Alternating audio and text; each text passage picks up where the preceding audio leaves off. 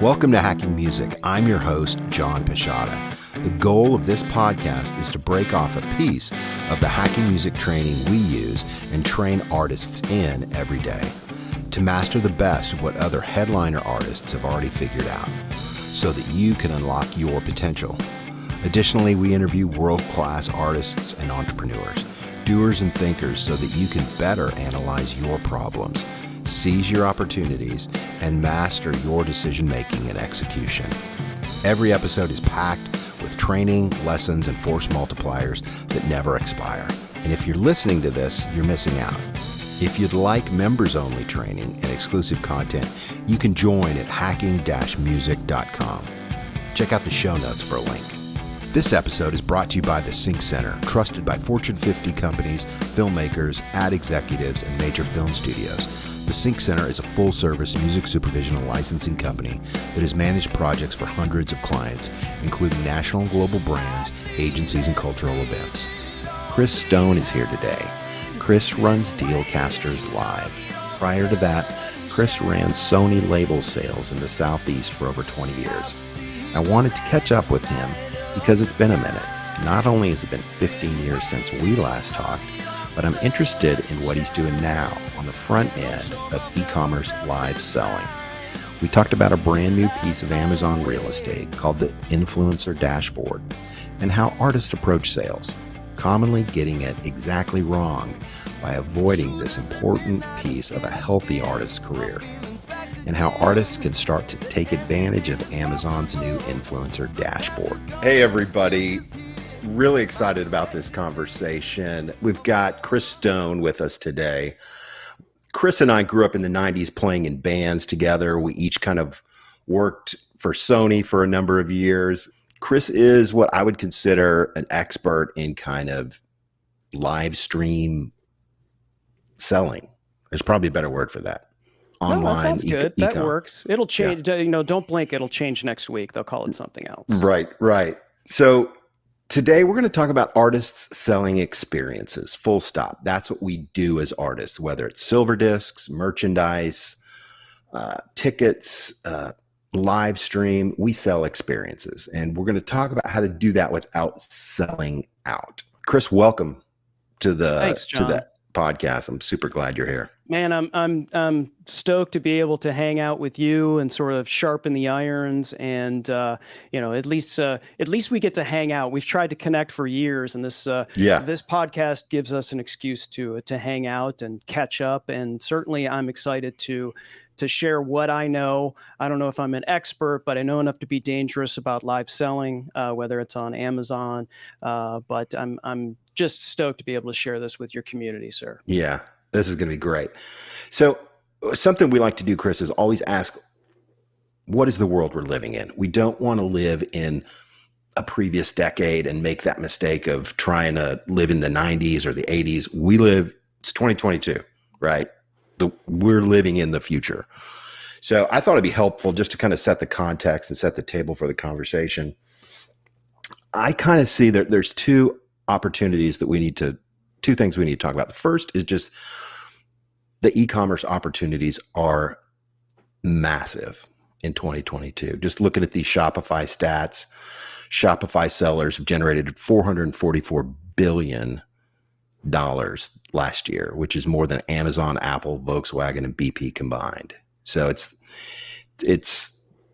the opportunities there. Amazon Marketplace, which we're going to talk about, YouTube evergreen content. We're living in the future as far as e-commerce and selling.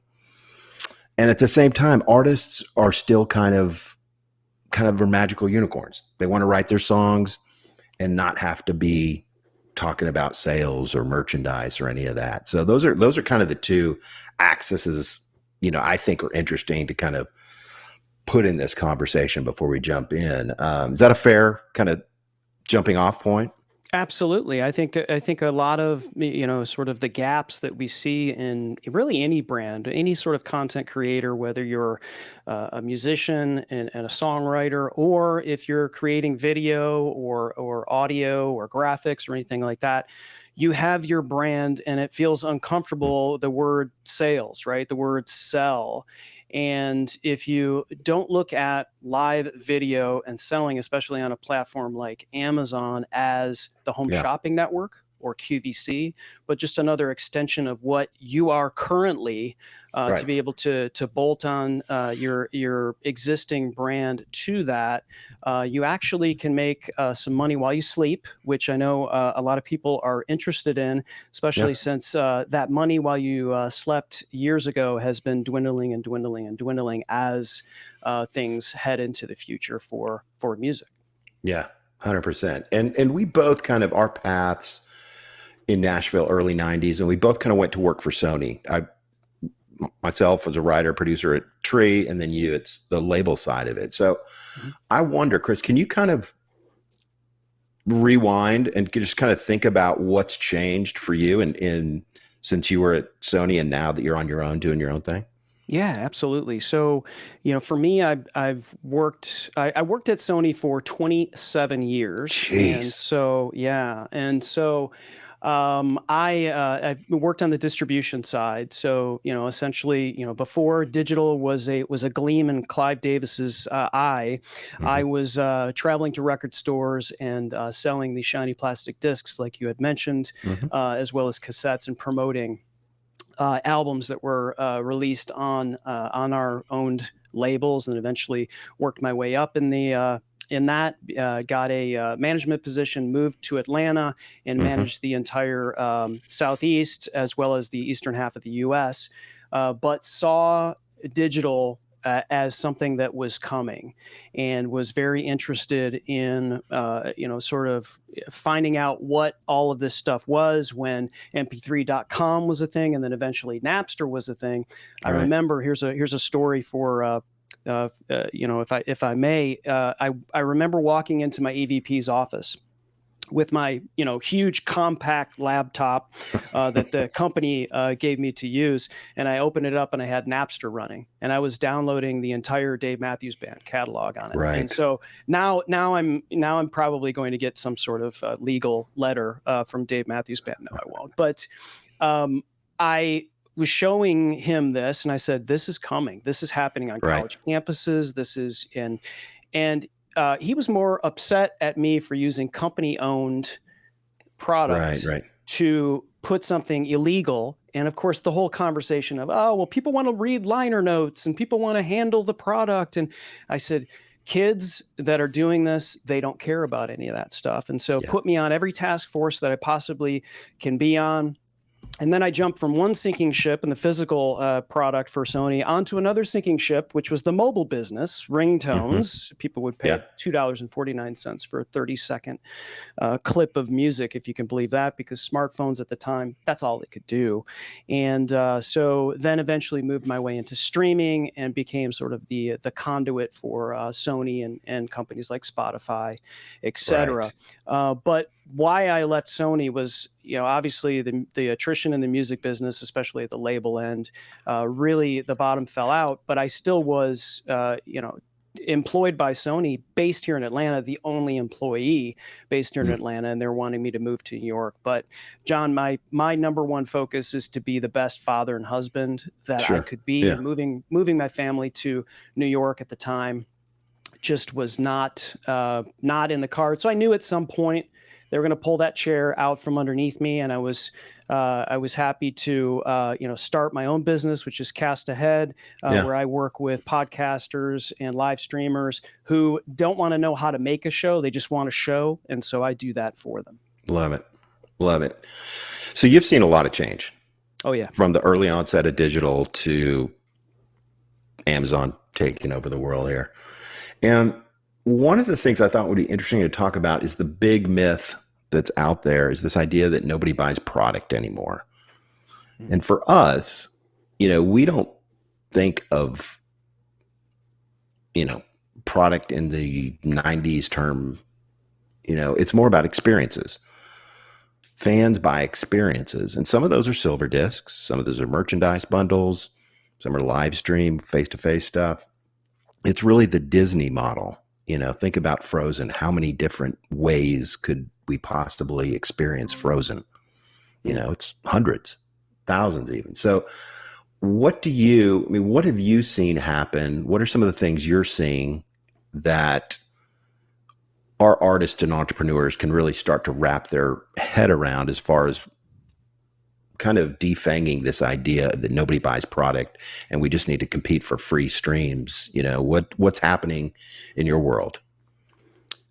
Yeah, it's interesting because I experienced all of all of the stuff that happened at the label end, and everyone had attached themselves to this shiny piece of plastic, Mm-hmm. and had gotten fat, quite frankly, on it, and it really could not, sort of back to the conversation with the laptop in my EVP's office, could not move that Titanic quickly enough. But those that were deft enough to move quickly and more nimbly were the smaller people, the ones that said, I can do this because I'm not some massive corporation. I can take some ownership in this, and I can try things, and I can develop new things around it. And I look at it from the standpoint of, we hear the term Wild West for sure. And but you have every opportunity to do virtually anything you want to do with your art. Mm-hmm. And so when I saw what was happening for live selling, and you could see it years ago in Asia, and they call them not influencers. I actually like this term better than influencers, and we'll talk about the that sort of the semantics on that is they say key opinion leaders. And so what was happening over there is people like you and I, John, would go live and talk about a hairbrush, and they would be done, and they would have hundreds of thousands of viewers and products sold for just showing up and talking about something that they like. And they didn't even really have a massive following. Mm-hmm. They were just in the center of where people are buying things, and they weren't trying to be something else. They were being themselves, and they just happened to talk to people about something they like. And so it's almost like experiential real-time selling. That's not a marketing word, but it's like that's, I'm having this drink. Mm-hmm. Let me tell you about it, kind of thing. If you're into this drink, there's a link below, kind of thing. Right. And it's as much about location as it is what you're doing. And so, YouTube is an example. I mean, obviously YouTube, massive. There are 58 million YouTube channels. And a lot of people that are listening and watching here probably have a YouTube channel, and they probably have uploaded videos, and they're probably frustrated by the views. And then they can't figure it out. And eventually it's just one of those things that sort of sits on their mind shelf, and hopefully they'll get to it, and hopefully somebody will start watching, and hopefully maybe you get a viral thing. And I heard somebody said something about shorts and all of those things, but it's an ocean, right? And then there's a bunch of people that will, you can pay money to do this, that, or the other. Whereas on these live selling platforms like Amazon, we believe that there is less than 3,000. That's 3,000 influencers on the Amazon platform. So the pool is shallow in terms of, so you imagine, John, you remember when YouTube first came out and it was a thing, and people were like, oh, you got to get on YouTube, and you get on it and you're like, why am I watching this hot garbage? It's like, here's somebody filming their fishbowl, or how do I blend an iPhone or whatever. And you're just, but back then we wished we had started a YouTube channel, because that was a way that, now people have millions of followers just because they started and created content, got used to it, put in the reps and all of that. Whereas on Amazon, you're in the middle of the mall. When you go to YouTube, you want to learn something for free. You want to maybe get information, be entertained, which is fine.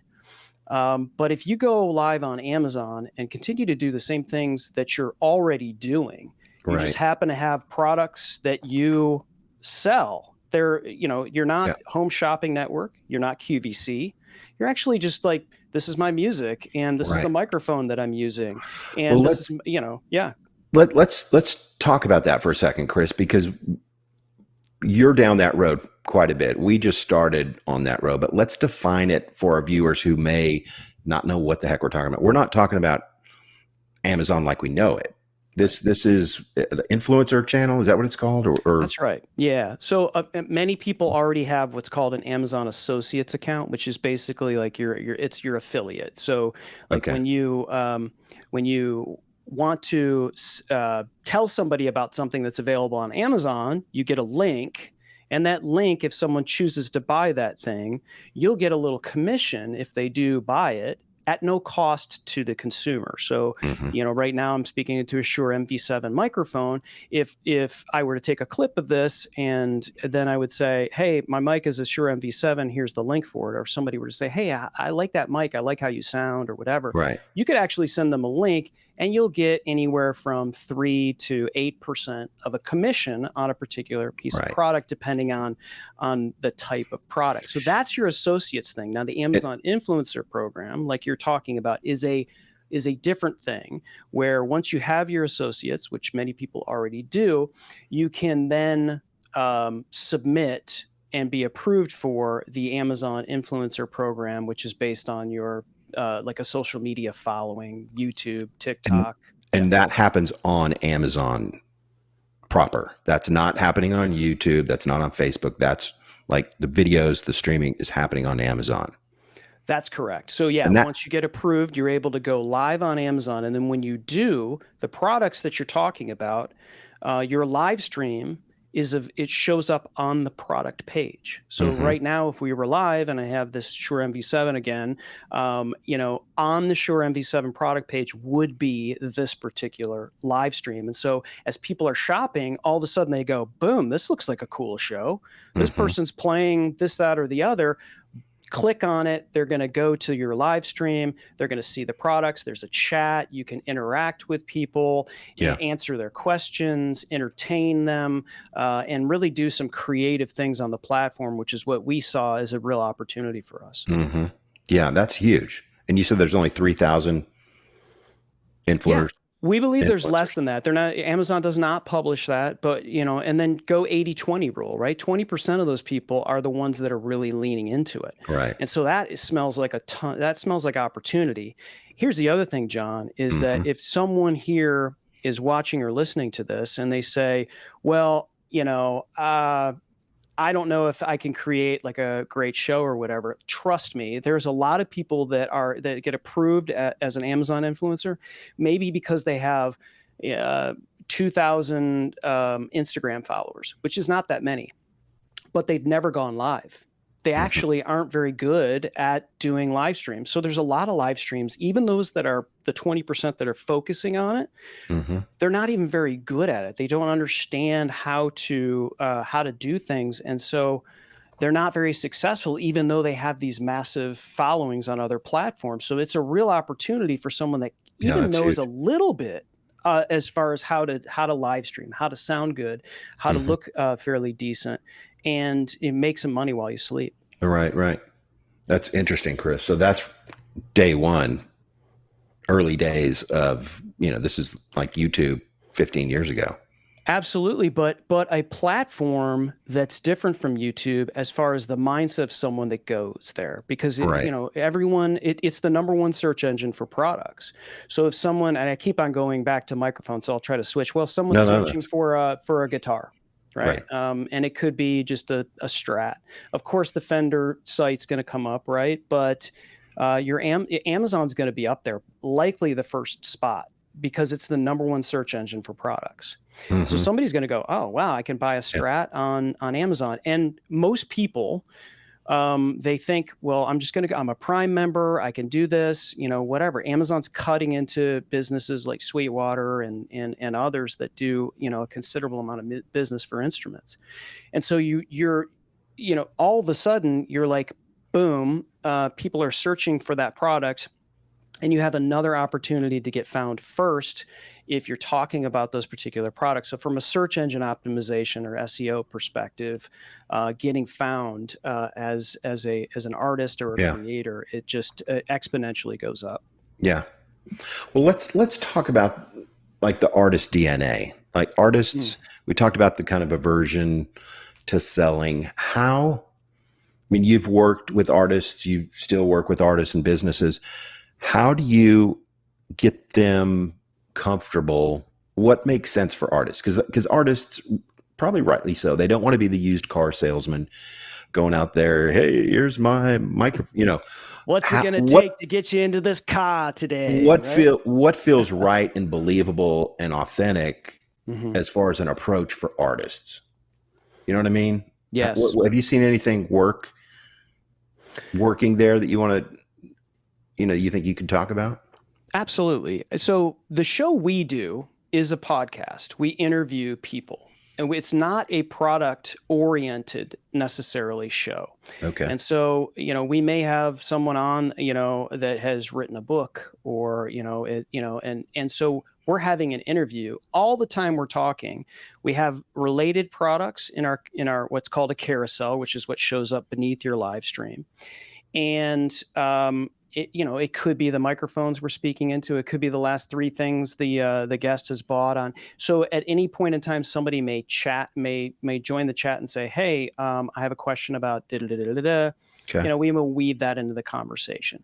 So it's the primary focus is not the product. Like you're not pitching a product. No, like no. UBC. Absolutely not. It's, okay. We have shows where we'll do a show and we'll say how to put together a podcast, and we'll actually do demonstrations on that. But we don't, it's not QVC. It's not Home Shopping Network. Now, there are content creators that do that on the platform, and that's their choice. And I'm sure they're successful, but that's just not us. We're not salesy.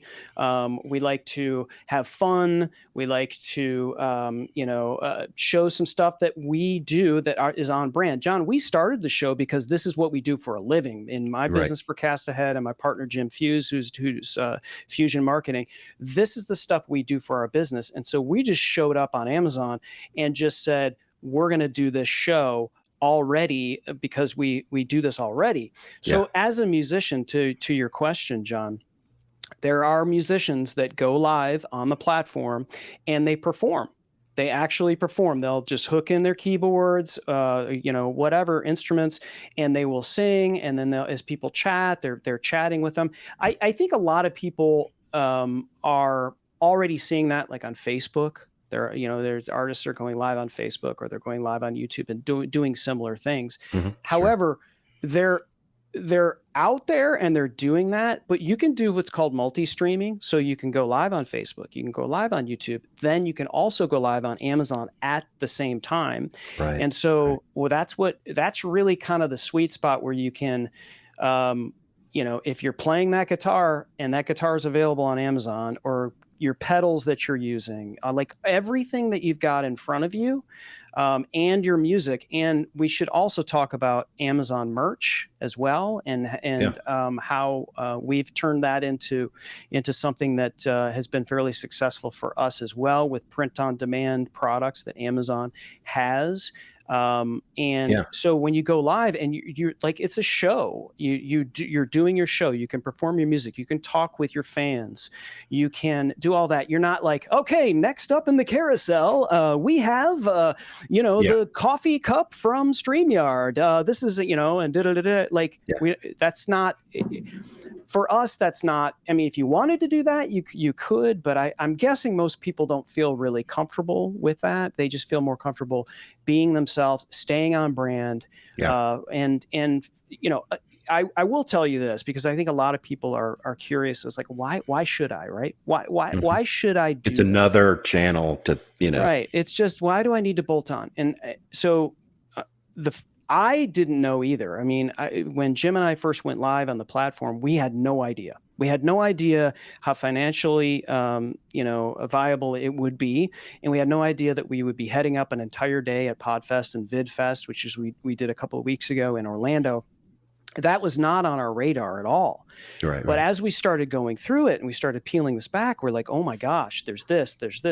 You can create a shoppable video that lands on the product page, and all of those things create and generate more interest. So we went live on Prime Day. That was, we had gone live, and done interviews, but when we went live on Prime Day, John, the first hour, we went back and looked at our data, because you'll get data right after your show.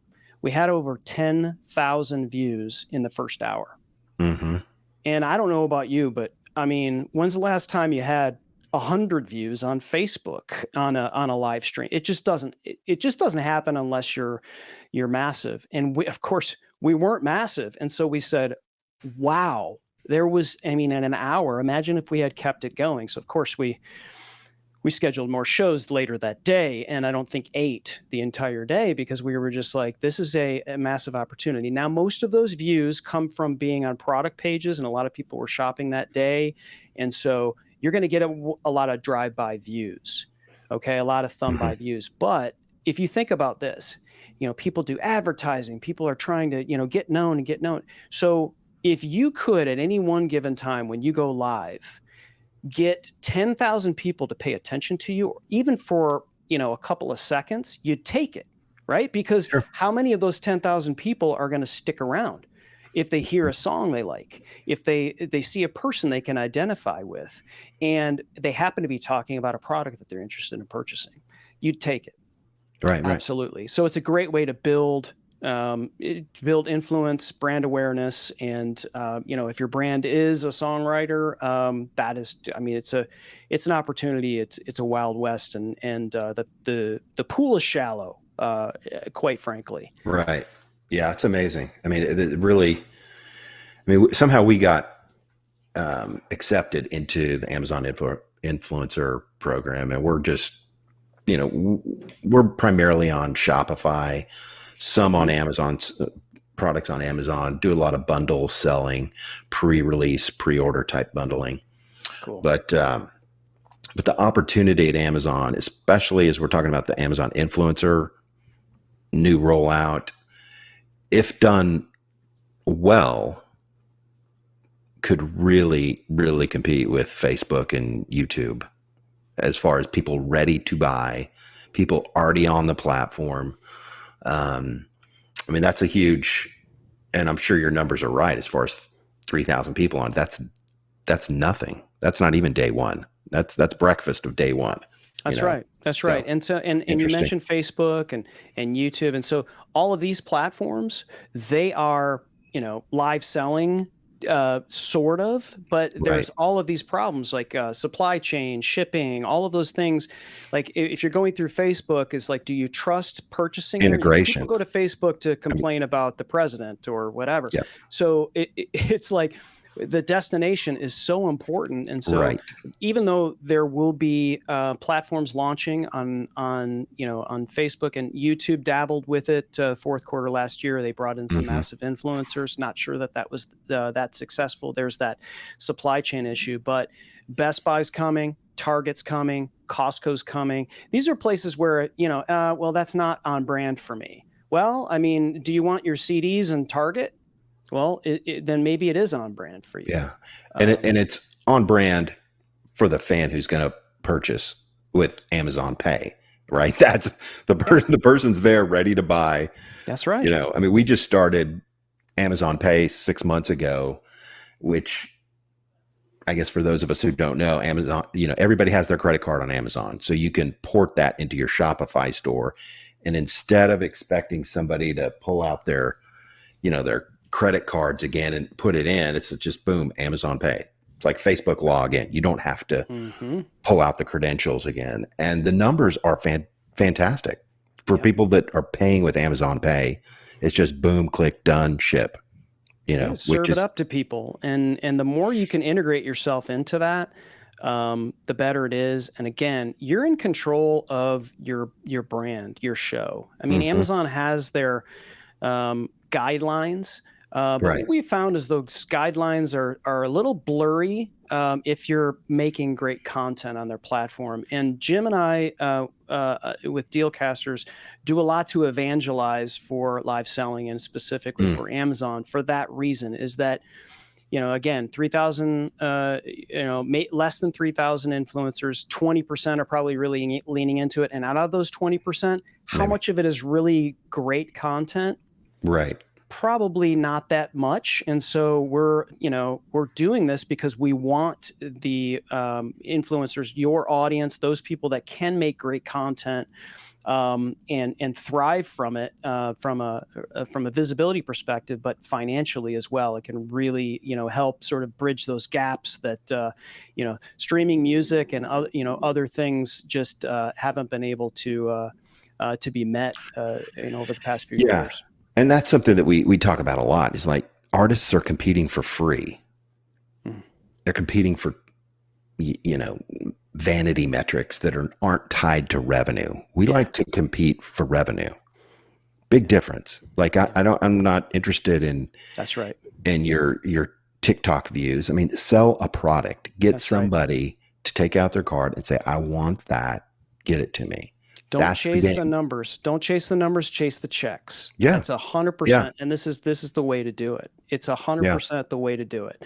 There's not a you're not judged by subscribers. I mean, there's a sort of, you got to get approved with so many, but they don't. They make it low enough because they don't want Kevin Hart and Kim Kardashian and whatever to be their the influencers. Those people have to pay.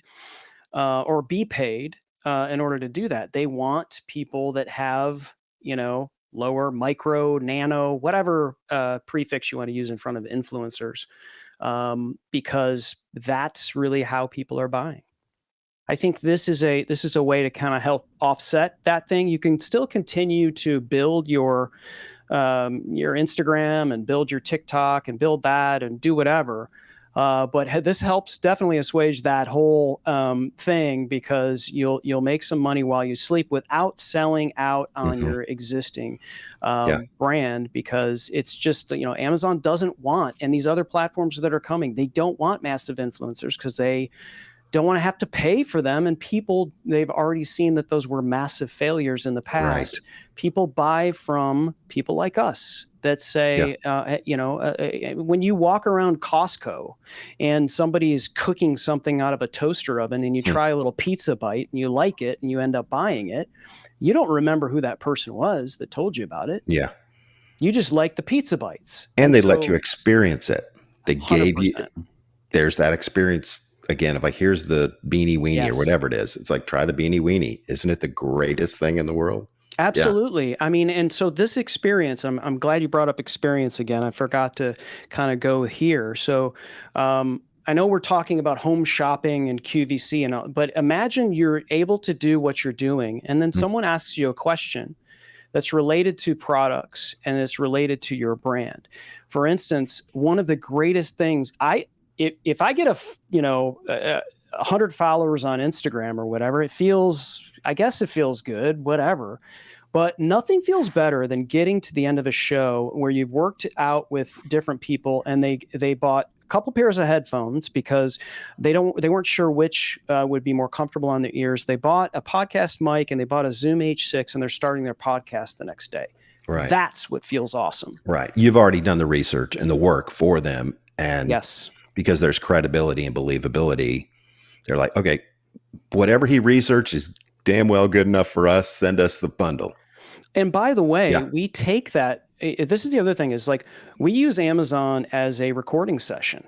So when we're done, we pull down that video, we pull down that audio, we repurpose it into an audio podcast because we're doing an interview, but we also take that video and we chop it up and we spit it out into the machine, and it goes out and we schedule it. We have software that schedules it over all of that stuff. So it's not just the moment. It's not just the live stream. You're creating experiences for years. We still get feedback on podcasts we did 2 years ago where someone says, oh, that was I bought a Samson QTU mic from after watching this, because they found it on Facebook from a post that we had scheduled 2 years ago. I mean, that's the kind of thing. You talk about the future, right? But I think we're too caught up in this moment. I mean, think about what's ahead too. Like what's part of your legacy, right? Yeah. Yeah. And what you're talking about, Chris, as far as our approach and how we think about it, that's like evergreen content.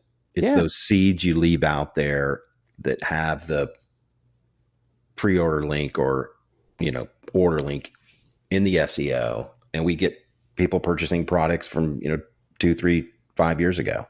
That's it. Because those crumbs are are left out there on YouTube, Facebook, wherever. I mean, it's an interesting, really powerful e-commerce approach that a lot of people, kind of miss, the evergreen approach.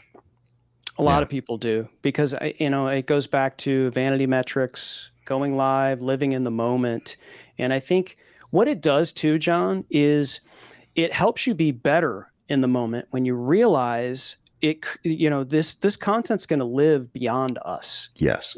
So after I die, and we all do, newsflash, what we're doing, this podcast will outlive us. Yeah. And I hope if someone's listening to it, that it impacts their life after I'm done. And that's why I take things like this very seriously. And I put work into this, because this is more than just right now. This is, 2, 5, 10, 100 years from now. If you think like that, you do better.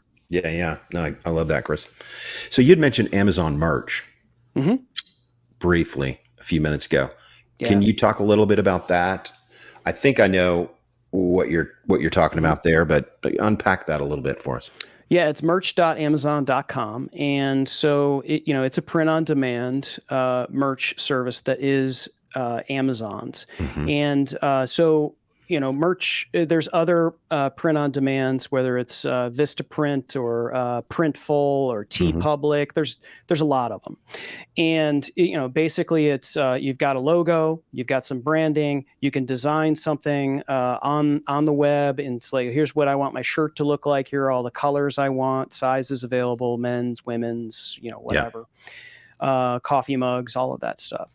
And so this isn't the book print on demand version, which I think was called Lightning Source, is who we use. Correct. This is different. This is merchandise. This is hoodies, t-shirts, tank tops, Printful bags, type stuff. Yes, exactly. Yeah. So, and so the reason, there's two reasons why we did it. Number one, when we create that merch on Amazon, we could put it in our product carousel when we go live. And so we sell t-shirts, we sell hoodies. We don't talk about them, but they're available. So if people like our show, we just kind of put that, as well as our audio podcast, which is available on Amazon Music. We put that in and so we get followers and listeners from that. So it's another way to promote your stuff, your brand, whatever. The other reason why is because, John, you and I have been in bands, and, you print it. Once print on demand became a thing, I was like, oh God, now, it's like we have storage facilities full of medium-sized t-shirts no one ever bought at shows. Right. And so print on demand became this thing where we can just let it sit out there, and then just you don't have to warehouse your account. Yeah. You look at your account and you're like, and so even if I made like whatever the percentage was, I was all about it. But on Amazon, it is anywhere from 13 to 33%, which is double that you see on any of these other services. Now, I'm not sure why they even do that, and their stuff is cool. I mean, it's 13% to Amazon, 13% to you. Okay. So, like, if you've got a T-shirt that you want to sell for $19.99, you're going to get 13% of it for just uploading a logo to it. Yeah, that's it. And for me, I was like, well, why not? That just, I can... No warehousing, no manufacturing. Nothing. And so the other thing that we do is that's how we, like a guest on our show or whatever, we'll just kind of like, we'll send out the form and just tell us what your shirt size is, and then we can just ship it to them. We don't have to worry about that. So we get a little bit of a discount there because, but again, we're not warehousing it, and the payment is minimal. Yeah. I love it. So Chris, this goes all through Amazon as far as the recording, the interaction, the engagement. It's kind of like a Facebook Live, but living on Amazon. So it records it for you. You download it from Amazon. Is that right? Yeah. So depending on your streaming software, if you want to use streaming software, which I would suggest, and there's a bunch of them, StreamYard, we're using Melon here today. There's a bunch of them that you could use. I would suggest doing that because it's you're going to get a nice clean show. Although you can go live directly from an iPhone or directly from an iPad. Again, you've got minimal things that you can do. So everything is run out of their creator app. And so what you have to do is do a thing that's called Rtmp. Right. And that basically says, here's a link, or here's a stream key that says when you go live on Amazon, you can go live in your streaming software. Okay. And so, so when you go live, you show up, and if you were to go to amazon.com/live, you'd see everybody that's going live. And so when you go live, you're going live there. And then as you select products in your app and you start talking about them, then your live show shows up on the product pages. Interesting. So how do you prepare for this? Because it's a little different than what we're doing here. We're talking about a theme, going deep on one theme, but what's new with the Amazon influencer program is that it's tied to products. So what does that look like for you? For us and a lot of other people on the platform, they just bolted Amazon onto their existing live stream strategy. So they're already going live on YouTube. They're already going live on Facebook. And they're like, okay, we're just going to add, as a multi-stream, we're going to add on Amazon. Okay. And they keep one eye on the Amazon chat while they're doing their show. And so as they're talking, they're just kind of clicking a product as they're going and keeping an eye on the chat. And maybe not necessarily highlighting a product, having it on hand, showcasing it. They might do that. Some get creative and maybe just kind of say, hey, here's what I got this week on Amazon, or here's I wanted to show you really quickly how I switch scenes to go from, showing my hands playing the guitar to this shot. I use a Stream Deck, and then, they can kind of do this and put the camera on it. And then, while they're talking about it, they can do that. But like I said, we don't get too hung up on making it necessarily a product show unless we're doing something where we're demoing things. If it's an interview, we are all in because we're focused on the guests, and we know that that's going to be content that we're going to be able to repurpose as audio and whatever. And, like I said, we'll click on products throughout, but we're also live on LinkedIn. We're also live on YouTube. We're also live on Facebook, Twitter. And so as those comments are coming in, we're engaging with those people as well. One other thing I should make mention of that we use as a bit of a hack. This is hacking music. So that's right. This is hacking live streams. Here you go. Here's here's a little secret for your audience, John. We use redirects. And so our show, when it first was born on Amazon, was called Dealcasters Live. And so Amazon gives you a URL for your shop page and a URL for your live stream. And it looks like hieroglyphics. It's like amazon.com/ blah, blah, blah, blah, slash, a bunch of, you can't read it. Crazy. Yeah. Nobody clicks on that stuff. Right. No one trusts links like that. They don't trust bit.ly links, smart URLs. They don't trust any of that. But if it's your brand and a brand that you trust, you should go and buy a domain name, which, by the way, is like a cup of coffee for the first 2 years. Right. And so we went out and we bought dealcasters.live. And so what you do is you just buy that domain and then you redirect it to your show, which is an easy way to do right online. It's just another click and you say, okay, here's where I want people to go. So when you go to dealcasters.live, it takes you to our latest show. And then you can create subdomains underneath it. So John, if you were on Dealcasters, we could create john.dealcasters.live, which would redirect them right into Amazon to your show. So it does a couple of things. It does what we just said, which is people trust links like that. People are like, oh yeah, boom. But it also brings them into Amazon. And so one thing we didn't make mention of is when you watch our show, when you click on our show to watch it, that's when the cookie goes live on that person's Amazon account for 24 hours. Okay. So if they click on john.dealcasters.live and they start watching our show, and you're talking about, the book Hacking Music, and it's in the carousel, and we're doing and they're like, yeah, that's cool, but I'm not going to buy that today. But while I'm here, I'm going to get a battery charger and diapers and some flushable wipes. The next day, in your account will be commission for those 3 things. Interesting. Because they jumped into Amazon from your link.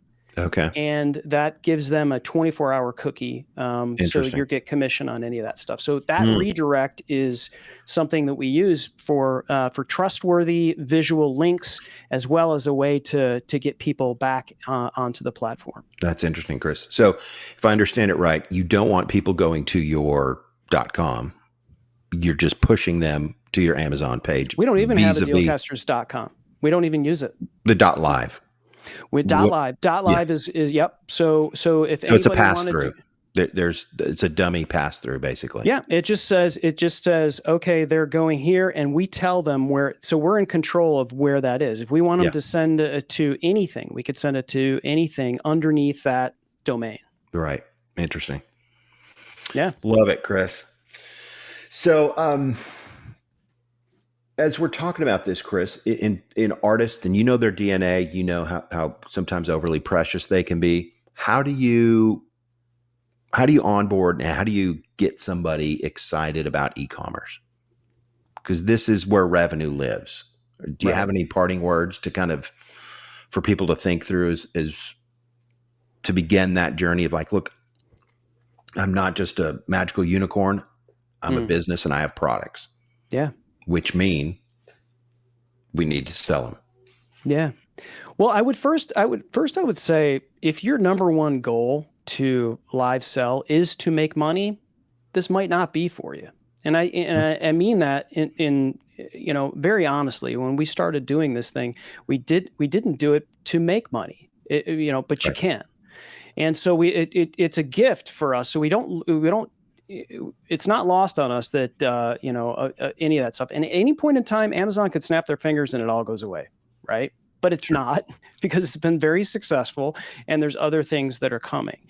I would say that chances are you're already live selling. If you were to really think about it, you're already live selling, and so you need to shift that mindset to where video and selling is Home Shopping Network. Video and selling is QVC. It's not. That's not what we're talking about. No, and if you're burying a link for someone to click on to get your lighting and your camera and your audio interface and all the stuff that you use there, if you're burying it in the show notes of your YouTube video and praying that somebody clicks on a link and you're going to get 13 cents commission from it, you're in the wrong spot. I mean, you could have it there and you might as well park it there in terms of real estate. But when you are in the mall, that you're serving that person wanted to buy that stuff, and you get to do that and get more known and stay on brand and stay, relevant to what you want to accomplish. And then you look at your commission report after things get moving, the lights are coming on, and you're like, why did I take this long to do this? I should have gotten in when I was listening to John Pichata and Chris Stone wax about live selling on a podcast. It's kind of like YouTube ad revenue. If that's your primary focus, ad revenue from day one. I mean, it's that's a long slog, I mean, John, we talked to a ton of YouTubers. And all you got to do is just say, okay, how long did it take you to monetize, right? Whatever, how many watch hours, how many, all of that stuff, how long did, and then, generally how, at whatever level, how much money are you making? It takes 90 minutes of live streaming on Amazon to start monetizing. 90 minutes of live streaming. Whereas it takes, 10,000 hours? A zillion hours. 1,000. I mean, and then once you get there, you got to keep doing it. And then you have to chase those algorithms. And how many times you watch a YouTube video of someone and they're wanting the watch hours. So they're teasing you and teasing you and teasing you. And they're like, for crying out loud, I watched this video now for 12 minutes. Exactly. Yeah. Tell me why I'm here. On Amazon, you can get right to the point. You create shoppable content that lives on the page. You can tell somebody right away, this is why I use it. This is what it's good at. This is what it looks like. This is da-da-da-da-da. And that creates passive income for you. Love it. Chris, this has been fantastic, man. Thank you so much. I love to talk about this stuff, man. Yeah, no. I think there's probably a follow-up episode we need to do, because love that. I'm going, man, there's a whole question set about what we just talked about. So, Chris, thank you again. Yeah. Thank you, John. And what's the best way for people if they want to catch you and follow you online? Where do you want to send them? Yeah, go to chrisstone.contact, and that'll get you to all my stuff. If you want to connect with me on LinkedIn or Facebook, or all of that stuff is in there. So it's chrisstone.contact. Awesome, Chris. Thank you so much for being with us today. I know we covered a lot of different topics, but all of it is really wrapped around the idea of artists creating businesses and not just sitting around praying for someone to pick them and to give them $1 zillion. It's about putting themselves in the game and building a real platform under their art. So thank you again for being with us. Yeah, my pleasure. Thank you. Awesome, bud. Talk soon. Yep.